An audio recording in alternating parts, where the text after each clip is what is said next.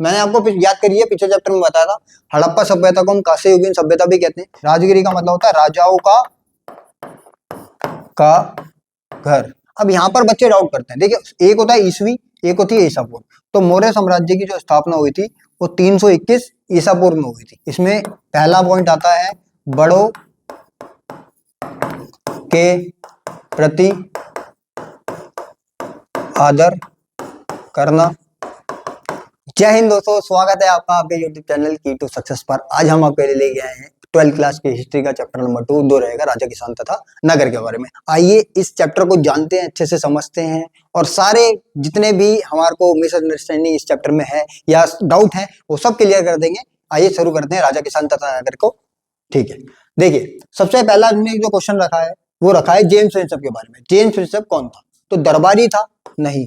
लेखक था? नहीं। ईस्ट इंडिया कंपनी का अधिकारी था या पुरातत्व विभाग का प्रमुख था? तो पुरातत्व विभाग का प्रमुख भी नहीं था, क्योंकि वो तो था कौन? Alexander Cunningham. मैं आपको पिछले चैप्टर में बता चुका हूँ। ईस्ट इंडिया कंपनी का अधिकारी कौन था? ईस्ट इंडिया कंपनी का अधिकारी था जेम्स प्रिंसेप। क्यों जाना जाता है इसे भारतीय इतिहास में? तो भारतीय इतिहास में इसे जाना जाता है क्योंकि इसने अशोक की 2 ब्राह्मी लिपि और खरोष्ठी लिपि में लिखे गए अभिलेखों का अध्ययन करा। कब करा?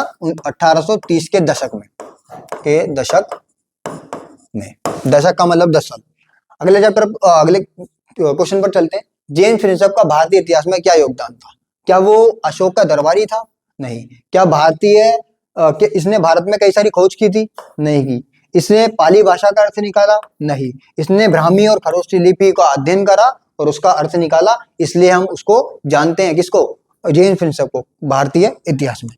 नेक्स्ट क्वेश्चन पर चलते हैं। पियदसी कौन था? ये हमारे पहले टॉपिक से ही क्वेश्चन है। पियदसी, पियदसी का मतलब पहले आप समझिए। पियदसी यानी प्रिय, और इसका मतलब होता है मनोहर मुखाकृति वाला राजा, जिसका एकदम सुंदर मनोहर मुखाकृति मनोहर यानी सुंदर मुख वाला राजा जो था वो पियदसी था। अब ये राजा था, ठीक है। कौन था? पियदसी एक राजा था जिसे हम कहते हैं मनोहर मुखाकृति वाला राजा। इसकी फोटो कहाँ थी? क्यों कहते हैं हम इसे मनोहर मुखाकृति वाला राजा? क्योंकि मौर्य साम्राज्य में प्रचलित सिक्कों पर जो राजा की तस्वीर हुआ करती थी उस पर पियदसी की तस्वीर थी, इसलिए हम इसे पढ़ते हैं। जनपद शब्द से आप क्या समझते हैं? जनपद शब्द कौन है? जनपद, जनपद यानी जनता के पांव? नहीं। ऐसा स्थान जहां जनता अपने पांव रखे उस स्थान को कहते हैं जनपद। ऐसा स्थान जहां जनता अपने पांव रखे और वहां बसने लग जाए उस स्थान को हम कहते हैं जनपद। ठीक। और राजा का नगर? नहीं। जनता? नहीं। आगे चलते हैं। आरंभिक बौद्ध ग्रंथ और जैन ग्रंथों के अनुसार महाजनपदों का उल्लेख मिलता है। कितने महाजनपद थे? 15 थे, 20 थे, 24 थे? नहीं, 16 थे। कितने थे? 16। ये मुख्य थे जो हमारे को बताते हैं जैन और बौद्ध ग्रंथों के अनुसार। आगे चलते हैं। देखिए कितने महाजनपद को मुख्य माना जाता था? 16 महाजनपद तो टोटल थे, पर उनमें से कुछ महाजनपद ऐसे थे जिन्हें हम मुख्य कहते थे। अब ये मुख्य महाजनपद कितने होते थे? ये 16 होते थे। 16 के 16 मुख्य थे? नहीं, 10 थे, 6 थे, कितने थे? 7। सातों के नाम क्या क्या नाम है? पहले का नाम है वज्जी, दूसरे का नाम है कुरु, तीसरे का नाम है अवंती, चौथे का नाम है गंधार, पांचवे का नाम है पांचाल और छठे का नाम है क्या? मगध, और लास्ट वाले का नाम है कौशल। ये 7 ऐसे महाजनपद थे। 1 2 3 4 5 6 7। ये ऐसे महाजनपद थे जिन्हें मुख्य माना जाता था। आगे चलते हैं और सीखते हैं। देखिए ये रहे गंधार मैंने बता दिया आपको, कौशल बताया, वज्जी बताया, पांचाल बताया, अवंती बताया, कुरु बताया और मगध। मगध सबसे प्रमुख था। अगर इन 7 में से भी सबसे प्रमुख बोले तो मगध था। आगे चलते हैं। 6ठी शताब्दी ईसा पूर्व और ईसा पूर्व एक महत्वपूर्ण परिवर्तनकाली काल क्यों माना जाता है? क्या हुआ इसमें? आरंभिक नगरों का विकास हुआ, सिक्कों का प्रचलन हुआ, लोहे का बढ़ता उपयोग हुआ, या फिर उपरोक्त सभी? तो इसमें आरंभिक नगर यानी शुरुआती के जो नगर थे उनका विकास किसमें हुआ? इसी समय हुआ। सिक्कों का प्रचलन जारी हुआ, इसी समय हुआ। लोहे का बढ़ता उपयोग, इसी समय में लोहे का उपयोग जो है बढ़ा था। मैंने आपको याद करिए पिछले चैप्टर में बताया था हड़प्पा सभ्यता को हम कांस्ययुगीन सभ्यता भी कहते हैं। क्यों कहते हैं? क्योंकि कांस्य का सबसे पहले उपयोग जो है वो उधर ही हुआ था। पर उसके बाद लोहे का उपयोग होना शुरू हो गया, और सबसे ज्यादा जो लोहे का उपयोग होना शुरू हुआ वो कब हुआ? वो इसी काल में हुआ था, प्रथम शताब्दी ईसा पूर्व में। सॉरी 6ठी शताब्दी ईसा पूर्व में, इसलिए हम कह सकते हैं कि उपरोक्त सभी। आगे चलते हैं। देखिए गण या संघ इस काल में कौन हुआ करता था? कौन था गण? क्या कहते थे? राज्य को गण कहते थे? नहीं। राज्य में रहने वाले लोगों को गण कहते थे? नहीं। कई नगरों का समूह था गण? नहीं। राजा शासन करने वाले लोगों के समूह को हम गण कहते थे। शासन करने वाले लोगों का समूह आपने देखा होगा, कई सारे आपने सीरियल देखे होंगे, नाटक देखे होंगे, उसमें एक राजा होता है, राजा के साथ उसके मंत्री होते हैं, वो सब मिलकर पूरा प्रशासन चलाते हैं। उस पूरे समूह को हम गण के नाम से जानते थे या संघ भी कहते थे। आगे चलते हैं और सीखते हैं। देखिए महाजनपद में राज्यों के संचालन के लिए आर्थिक स्रोत क्या क्या थे? क्या मतलब आपको बता दें, आप अपने घर में रहते हैं, आपको अपने घर में रहने पर कुछ पैसा मतलब काम करते हो, पैसा आता है वहां से, और उस पैसे से आप अपना घर चलाते हो। तो इसी तरीके से इनको पैसा, ये तो पूरा राज्य चला रहे हैं, पूरा नगर चला रहे हैं, तो उस नगर को चलाने के लिए पैसा कहां से आता था? तो ये क्या करते थे? शिल्पकार व कृषक लोगों से ऋण लेते थे, ऋण यानी कर लेते, टैक्स लेते थे। आगे चलते हैं। भेंट स्वीकार करते थे, पड़ोसी राज्यों पर आक्रमण करते थे या व्यापार करते थे। तो सभी चीजें ये करते थे, यानी 1 2 3 4 सब कुछ इसका हो जाएगा। क्या क्या करते थे? पहले कर वसूल करते थे, भेंट स्वीकार करते थे, पड़ोसी राज्यों का मतलब पड़ोसी राज्यों पर आक्रमण करके लूटते थे उसे, और व्यापार करते थे दूसरे राज्यों से। इस तरीके से अपने राज्य का प्रशासन चलाने में आगे बढ़ते थे। आगे चलते हैं। देखिए सबसे शक्तिशाली महाजनपद निम्नलिखित में से कौन सा था? मैं आपको बता चुका हूं कौन सा था। कौशल था, अवंती था, तोशिल था, कौन सा था? मगध था। मगध सबसे शक्तिशाली महाजनपद था। आज मगध जो इलाका है उसे हम बिहार कहते हैं। क्या कहते हैं? बिहार के इलाके वाले पे पुराने साम्राज्य में मगध हुआ करता। मगध का सर्वप्रथम राजधानी कौन सी थी? कौन सी ऐसी जगह थी जिसे कहते हैं हम मगध की सर्वप्रथम राजधानी? सबसे पहले पाटलिपुत्र नहीं, पटना नहीं, तक्षशिला नहीं, क्या थी? राजगिरी। राजगिरी का अर्थ क्या होता है? अगर आप में से किसी को पता है तो कमेंट करके बताएंगे, वरना मैं तो आपको बताऊंगा ही। क्या होता है राजगिरी का मतलब? राजगिरी का मतलब होता है राजाओं का घर, राजगाह। राजगीर कह लो या इसी को हम कहते हैं राजगाह। ठीक है। उसके बाद प्रथम शताब्दी ईसा पूर्व में पाटलिपुत्र बनी, और पाटलिपुत्र को वर्तमान समय में क्या कहा जाता है? पटना कहा जाता है। पटना। और ये आपको समझते हैं, मतलब समझ में आ रहा होगा। और नेक्स्ट क्वेश्चन पर चलते हैं। बहुत अच्छे से इस चैप्टर को करते हैं। किन किन कारणों की वजह से मगध एक शक्तिशाली महाजनपद बन पाया? किन कारणों से मगध एक शक्तिशाली महाजनपद? क्या यहाँ पे उपजाऊ भूमि थी? क्या यहाँ लोहे की खदानें थी? क्या यहाँ जंगली हाथी थे? क्या यहाँ गंगा व उसकी सहायक नदियां थी? तो क्या कारण हो सकते हैं कि एक राज्य जो है वो सबसे शक्तिशाली बन जाए? देखिए मैं बताता हूँ आपको। उपजाऊ भूमि थी यहाँ पर जी, थी। और उस उपजाऊ भूमि का उपयोग वह कृषि करने में करते थे। कृषि की उपज बढ़ती थी, उसको बेचते थे, व्यापार करते थे, और उनको आर्थिक लाभ हुआ करता था। अच्छा, लोहे की खदानें थी। अच्छा, लोहे की खदानें थी यहाँ पर, कहाँ पर? मगध में। और इस लोहे का प्रयोग वह मशीनें कह लो या फिर उपकरण कह लो और हथियार बनाने में करते थे, जो उन्हें युद्ध के समय काफी ज्यादा फायदा देते थे। अगला, जंगली हाथियों की उपलब्धता। जंगली हाथी आपने देखा होगा, राजाओं की सेना होती थी और राजाओं की सेना में जंगली हाथी होते थे, है ना, लड़ाकू हाथी, और उसका उपयोग वो अपने सेना में करते थे, जिसका उनको काफी ज्यादा फायदा होता था। तो ये भी एक कारण रहा है। वो गंगा और उसकी सहायक नदियों से आवागमन करते थे। ये लोग जो व्यापार करते थे वो गंगा और उसकी सहायक नदियों के आवागमन से करते थे, जिससे इनको काफी ज्यादा फायदा होता था। तो ये सभी कारण थे कि मगध एक शक्तिशाली महाजनपद बन पाया। अगले क्वेश्चन पर चलते हैं और पढ़ते हैं। देखिए क्या है अगला क्वेश्चन? मौर्य साम्राज्य की स्थापना कब हुई? तो आपको कंफ्यूजन होगी, मौर्य साम्राज्य की स्थापना कब हुई? देखिए सबसे पहले कोई नहीं तो होगा नहीं, कभी तो हुई होगी। 1080 में नहीं। अब यहाँ पर बच्चे डाउट करते हैं। देखिए एक होता है ईसवी, एक होती है ईसा पूर्व। तो मौर्य साम्राज्य की जो स्थापना हुई थी वो 321 ईसा पूर्व में हुई थी। अच्छा, किसने करी? संस्थापक कौन था? संस्थापक, तो संस्थापक था चंद्रगुप्त मौर्य।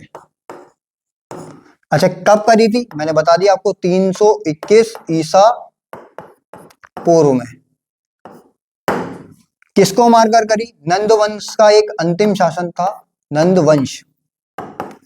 वंश का अंतिम शासक, जिसका नाम था घनानंद को मारकर चंद्रगुप्त मौर्य ने मौर्य साम्राज्य की स्थापना करी। इसके संस्थापक बने। और कब करी थी? 321 ईसा पूर्व में करी थी।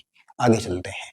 मौर्य साम्राज्य की राजधानी के स्रोत, सॉरी, निम्नलिखित में से कौन से, ये राजधानी नहीं होगा, ये हमारे टाइपराइटर ने जो है वो गलत कर दिया है। इसका मतलब होगा मौर्य साम्राज्य की जानकारी, जानकारी के स्रोत। जानकारी के स्रोत क्या होंगे, आइए पढ़ते हैं जानकारी के स्रोत क्या है। अभिलेख, तो मैंने अभी बताया आपको, जेम्स विन्सेप है, उसने ब्राह्मी और खरोष्ट लिपि का अर्थ निकाला, तो अभिलेख है ना, उससे हमारे को पता लगता है कि मौर्य साम्राज्य की जानकारी मिलते हैं। सिक्के, मैंने अभी आपको पियदसी के नाम पढ़ाया था, जिस सिक्के पे क्या था, एक मतलब एक फोटो बनी होती थी, आकृति बनी होती थी, पियदसी। मूर्तियां, आज हमारे को चंद्रगुप्त मौर्य की मूर्तियां मिलती हैं, मथुरा के इलाके में मिली है। इंडिका पुस्तक, इंडिका पुस्तक एक राजदूत था, यूनानी राजदूत, जिसका नाम था मैगस्थनीज, वो भारत आया था, उसने भारत में मौर्य साम्राज्य के बारे में एक पुस्तक लिखी थी जिसका नाम है इंडिका। अर्थशास्त्र, आज हम देखते हैं अपनी पॉलिटी में यूज करते हैं अर्थशास्त्र का, आज हम देखते हैं नेता है, प्रधानमंत्री है, राष्ट्रपति है, वो सब किसमें लिखा है, वो सब अर्थशास्त्र में लिखा है। अच्छा, ये अर्थशास्त्र लिखी किसने थी, तो इस अर्थशास्त्र के लेखक थे, उसे कह लो चाणक्य कह लो या कौटिल्य कह लो, नाम उनका दोनों ही है, और उन्होंने लिखी थी अर्थशास्त्र पुस्तक। बहुत ज्यादा जानकारी का स्रोत देती है हमारे को, तो हम कह सकते हैं कि उपरोक्त सभी जो है वो आंसर हो जाएगा किसका, मौर्य साम्राज्य की जानकारी के स्रोत का। राजधानी नहीं है, ये जानकारी है, इसे मिटा दीजिए। ये राजधानी नहीं है, ये जानकारी के स्रोत है, मैं आपको बार बार बता रहा हूँ। आगे चलते हैं। देखिए, कलिंग का युद्ध निम्नलिखित में से किस शासक ने किस राजा ने लड़ा था या शासक ने लड़ा था, एक ही बात है। तो चंद्रगुप्त मौर्य ने नहीं लड़ा। बिंदुसार ने लड़ा, नहीं लड़ा। अजातशत्रु ने लड़ा, नहीं लड़ा। किसने लड़ा, अशोक ने लड़ा। अशोक जो था, अशोक वो मौर्य साम्राज्य का सबसे ज्यादा प्रतापी शासक था। इसने बहुत सारे युद्ध करे, पर लेकिन बाद में चलकर इसने युद्ध नीति को त्याग दिया, क्योंकि ये कलिंग का युद्ध था ना, ये कलिंग का जो युद्ध हुआ था वो हुआ था कब, 261 ईसा पूर्व में। और जब ये युद्ध हुआ 261 ईसा पूर्व में, तो अशोक, मतलब इस युद्ध में इतनी ज्यादा जान हत्या हुई, कई सारी जनहानि हुई, लोगों की हत्याएं हुई, खून खराबा देखकर इसका हृदय परिवर्तन हो गया। उसके बाद इन्हें युद्ध करने की नीति को त्याग दिया और धर्म का प्रचार करा। धर्म का प्रचार क्या होता है, अच्छी अच्छी बातें, बड़ों के प्रति आदर करना, है ना, ये सब चीजें जो होती हैं वो होती है धर्म का। तो क्या अशोक ने लड़ा था कलिंग का युद्ध। कलिंग कहां पर है, तो कलिंग ये है उड़ीसा में। कब लड़ा था, 261 ईसा पूर्व में लड़ा था। आइए चलते हैं। अभिलेखों के माध्यम से सर्वप्रथम धर्म का प्रचार किसने करा, तो मैंने अभी आपको बताया, अभिलेखों के माध्यम से सर्वप्रथम धर्म का जो प्रचार करा वो अशोक ने करा। अब ये धर्म होता क्या है, ये धर्म नहीं है। धर्म का मतलब होता है अच्छी अच्छी बातें। क्या होता है इसमें पहला पॉइंट आता है बड़ों के प्रति आदर करना। सेकंड क्या है, दूसरे धर्मों का सम्मान करना,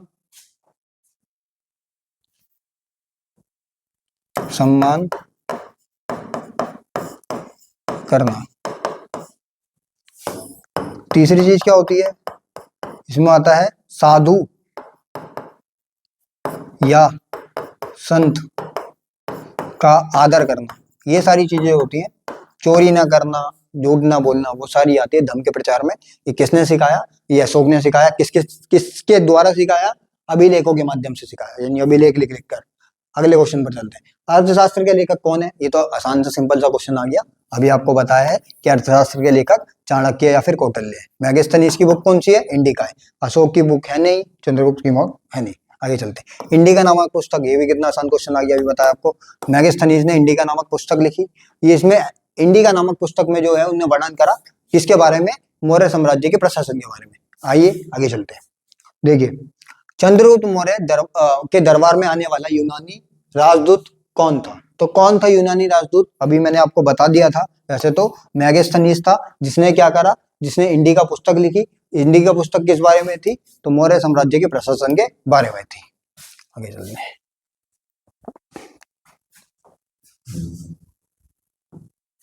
देखिए अगला क्वेश्चन, मैगस्थनीज ने अपनी पुस्तक इंडिका में सैनिक गतिविधियों के संचालन के लिए कितनी समिति व उप समितियों का उल्लेख किया, तो एक समिति व 6 उसकी उप समिति, 2 समिति वह 5 उसकी उप समितियां, 3 समिति, 5 उसकी उप समितियां, 4 समिति और 3 उसकी उप समितियां। तो ये भी गलत है, ये भी गलत है, ये भी गलत है। 1 समिति और 6 उसकी उप समितियां। अब ये 6 उप समिति का काम क्या था? कुछ का काम था अश्वरोहियों का अश्वरोही यानी अश्व सवार सैनिकों का संचालन करना, कुछ रथारोहियों का, कुछ हाथियों का संचालन करना, कुछ नौसेना का संचालन करना, कुछ का काम था खान पान का संचालन करना। तो इस तरीके से ये 6 के काम बट रखे थे जो हमारे को सैनिक गतिविधियों के बारे में बताते हैं। चोल चेर पांड्य का उदय भारत के किस राज्य में हुआ? ये चोल चेल पांड्य सरदारी है, सरदार समझते हैं ना आप, जो एक कबीले का प्रमुख होता है ये, ठीक है, सरदारी, इन्हें कहते हैं सरदारी। सरदारी इनका पद जो है वो वंशानुगत हो भी सकता था, नहीं भी हो सकता था, है ना। तो ये हो गया। आंध्र प्रदेश से नहीं, केरल से नहीं, तमिलनाडु से या कर्नाटक से नहीं, तमिलनाडु से चेल जोर और पांड्य सरदारियों का उदय हुआ था और इनका जो पद था वो वंशानुगत होता था। राजा के लिए भेंट लेकर उनके राज्य में प्रस्तुत होते थे और कर वसूलते थे, ये थे। भारत में किस वंश के शासकों ने अपने नाम के आगे देवपुत्र, मतलब अपने आप को इन्होंने देवों से जोड़ लिया, देवों यानी भगवानों से जोड़ लिया। तो कौन ऐसे राजा थे जिन्होंने अपने आप को भगवान तुल्य मान लिया, देवपुत्र मान लिया? तो देवपुत्र जिन्होंने माना वो थे कुषाण शासक। अपने मतलब मंदिरों में मूर्तियां बनवाई, अपने नाम के आगे देवपुत्र लिखवाया, ये कौन थे? ये कुषाण शासक थे। आइए चलते आगे। देखिए प्रयाग प्रशस्ति अभिलेख बहुत ज्यादा महत्वपूर्ण है, जिसे इलाहाबाद स्तंभ लेख भी कहते हैं, प्रयाग प्रशस्ति अभिलेख भी कहते हैं। वो उसका निर्माण किसने किया था? आपके एग्जाम में इंपॉर्टेंट है और पूछा जा सकता है। देखो समुद्रगुप्त ने करा था? नहीं। चंद्रगुप्त ने करा था? नहीं। कौटिल्य ने करा था? नहीं। किसने करा था? हरिशेन ने करा था। हरिशेन कौन थे? दरबारी लेखक। किसके थे? उसके लिए मैंने आपके लिए क्वेश्चन रखा है, लेकिन इसलिए अभी नहीं बताऊंगा, आगे चलते हैं। ये रहा हरिशेन किसके राजकवि थे? राजकवि यानी कविता, किसके राज दरबार में वो कविताएं करा करते थे? तो चंद्रगुप्त के? नहीं। विष्णुगुप्त के? नहीं। किसके? समुद्रगुप्त के। समुद्रगुप्त को कहते हैं भारत का नेपोलियन। भारत का नेपोलियन किसे कहते हैं? समुद्रगुप्त। इनने गुप्त साम्राज्य को बहुत ज्यादा विस्तार से बढ़ाया, इसलिए इसे कहते हैं भारत का नेपोलियन। हर्षचरित्र की रचना किसने करी थी? हर्षचरित्र आप जानते हैं, हर्षवर्धन का नाम आपने सुना होगा, भारतीय इतिहास के एक बहुत प्रमुख राजाओं में से एक रहे हैं, जिन्होंने हिंदू धर्म का प्रचार करा और बहुत सारी लड़ाइयां लड़ी।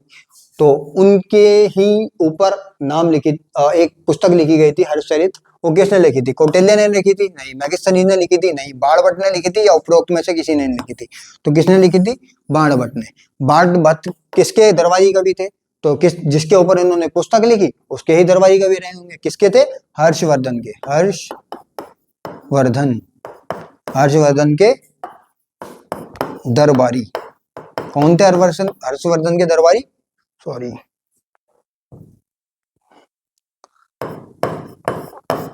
तो हर्षवर्धन के दरबारी जो थे वो थे बाणभट्ट, जिन्होंने क्या लिखी? हर्षचरित्र नामक पुस्तक लिखी। निम्न में से शक्तिशाली वाकाटक रानी थी जिन्होंने भूमि का अनुदान किया। देखिए मैं बताता हूँ आपको, जो हम जिस काल के बारे में अभी हम पढ़ रहे हैं, उस काल में स्त्रियों को भूमि रखने का अधिकार नहीं हुआ करता था, पर ऐसी एक रानी रही जिसने भूमि अपने पास रखी, अपने नाम से, और उसने उस भूमि का अनुदान भी करा। अनुदान यानी दान में दी गरीबों को। तो वो ऐसी कौन सी स्त्री थी जो बाकियों से अलग होकर, तो इसलिए हमारे को पढ़ना है। वाकाटक रानी थी और उनका नाम था प्रभावती गुप्त। प्रभावती गुप्त किसकी बेटी थी? तो ये बेटी थी किसकी बेटी थी या पुत्री थी? तो किसकी? चंद्रगुप्त द्वितीय, सेकंड। चंद्रगुप्त सेकंड या द्वितीय, उसकी ये बेटी थी। कौन थी? प्रभावती गुप्त। क्या करा उसने? प्रभावती गुप्त ने भारतीय इतिहास में अपना नाम उल्लेख कराने के लिए भूमि का अनुदान करा। उस समय करा जिस समय महिलाओं को भूमि रखने का, भूमि अर्जित करने का अधिकार नहीं हुआ करता था। निम्न युग में से कौन सा सही है? देखिए प्रथम सोने के सिक्के जारी करने वाले कौन थे? तो प्रथम सोने के सिक्के तो कुषाण राजाओं ने जारी करे थे। तांबे के सिक्के किसने जारी करे थे? मौर्य साम्राज्य में भी चलते थे। चांदी के सिक्के कहाँ चलते थे? शक शासकों में चलते थे, और कांसे के सिक्के चलते थे यादवों के। तो ये था मतलब इसमें तो मिलान होना चाहिए ना, तो इस तरीके से मिलान हम कर सकते हैं इसका। आगे चलते हैं। देखिए भारत में सबसे पहले सोने के सिक्के जारी करने वाले, मतलब किसने सोने के सिक्के जारी करे थे सबसे पहले, तो भारत में सबसे पहले सोने के सिक्के कुषाण राजाओं ने जारी करे थे। और इन और ऐसा पूछ लेता है कि सोने के भव्य सिक्के किसने जारी करे थे, तो ये आंसर आप हमें कमेंट में बताएंगे कि ऐसा कौन सा राज्य या फिर शासक वर्ग था जिसने सोने के भव्य सिक्के जारी किए थे। आगे चलते हैं। कुछ अंतिम क्वेश्चन हमारे बचे हैं। प्रसिद्ध पुस्तक अष्टाध्याय की रचना की थी, किसने करी थी प्रमुख पुस्तक अष्टाध्याय की रचना? पतंजलि? नहीं। चरक ने करी थी? नहीं। चरक सही तरह थी। आर्यभट्ट ने करी थी? नहीं। किसने लिखी थी अष्टाध्याय? पाणिनि ने लिखी थी। अष्टाध्याय पुस्तक किसने लिखी थी? पाणिनि ने लिखी थी। लास्ट क्वेश्चन, निम्न में से कौन से अभिलेख साक्ष्य की सीमा नहीं है? तो अभिलेख टूटे फूटे हो जाते। देखिए अब मैं आपको बताता हूँ क्या होता है अभिलेख साक्ष्य सीमा। मैंने बोला कि मेरे को आज से 10,000 साल पुरानी जो है वो एक किताब मिली। अब जब 10,000 साल पुरानी वो किताब मिली होगी, तो क्या वो किताब मेरे को सही सलामत मिली होगी? बिल्कुल नहीं। उसके पेज पीले पड़ चुके होंगे, कुछ पेज फटे होंगे, कुछ पेजों पे से आधा मतलब कुछ पेज ऐसे होंगे जिसपे आधे शब्द दिखेंगे और आधे नहीं दिखेंगे। उसी तरीके से अभिलेख जो हुआ करते थे वो एक मिट्टी की पट्टिका पर बनाए जाते थे, क्योंकि उस समय पेज तो हुआ नहीं करते थे जिस समय के बारे में हम पढ़ रहे हैं। तो मिट्टी की पट्टिका पर शब्दों को उत्कीर्ण करके बनाया जाता था, और ये इतने सारे अभिलेख थे तो उनके पढ़ने की भी एक साक्ष्य सीमा हुई। क्या क्या साक्ष्य सीमा थी? देखिए कुछ अभिलेख ऐसे रहे होंगे जो जमीन के नीचे दब गए, और जब दब गए और उनके ऊपर लिखे हुए अक्षर जो है वो क्या हो गए? मिट गए। दूसरा क्या हो सकता है? दूसरा ये हो सकता है कुछ अभिलेख टूटे फूटे मिले, कुछ अभिलेख ऐसा हो सकते थे जिस पर हल्के ढंग से शब्दों को उत्कीर्ण करा गया होगा तो वो मिट गए। तो इनको भी इनसे हमारे को जो जानकारी प्राप्त होती है वो पूरी जानकारी नहीं मिलती, आधी अधूरी जानकारी मिलती है। और इसके अलावा इसके बाद मतलब ये अभिलेख जो है वो हमारे को उन्हीं के बारे में जानकारी ज्यादा देते हैं जो इन्हें बनवाते हैं। तो इसकी भी कुछ साक्ष्य सीमा, ये इसी को साक्ष्य सीमा कहते हैं। देखिए पहला क्या है? अभिलेख टूटे फूटे जाते हैं तो सही है। शब्दों में वास्तविक अर्थ का पूर्ण रूप से ज्ञान नहीं होता, ये भी सही है। अभिलेखों में छोटे से छोटे तथ्यों का वर्णन होता है, ये नहीं होता। कभी कभी अक्षर लुप्त हो जाते हैं, तो मैंने भी बताया ये होता है। देखिए अभिलेखों में छोटे से छोटे चीजों का वर्णन नहीं होता। क्यों नहीं होता छोटी सी छोटी चीजों का वर्णन? इसलिए नहीं होता क्योंकि अभिलेख जो है वो उस समय पर बहुमूल्य माने जाते थे और उन्हें सिर्फ राजा या शासक वर्ग ही लिखवाते थे। आगे समझ में? तो इसलिए हम कह सकते हैं कि छोटी से छोटी बातें नहीं होती, आम जनता की बात इसमें नहीं होगी। इसमें वही बातें हमारे को मिलती है जो राजा ने लोगों के लिए किया, या राजा ने कुछ निर्माण किया, या राजा ने कोई मंदिर बनवाया, तो उस चीजों के बारे में हमारे को पता लग जाता है। पर आम जनता के बारे में हमारे को अभिलेखों के माध्यम से पता नहीं लगता। तो यही हमारा चैप्टर था राजा, किसान तथा नगर के बारे में। मैं आशा करता हूँ कि आपको बहुत अच्छे से ये चैप्टर समझ में आया होगा, आपने सीखा होगा और अपने एग्जाम में आप बहुत अच्छा करके आएंगे। तो जुड़े रहिए साथियों हमारे साथ की टू सक्सेस पर। धन्यवाद, थैंक यू, जय हिंद।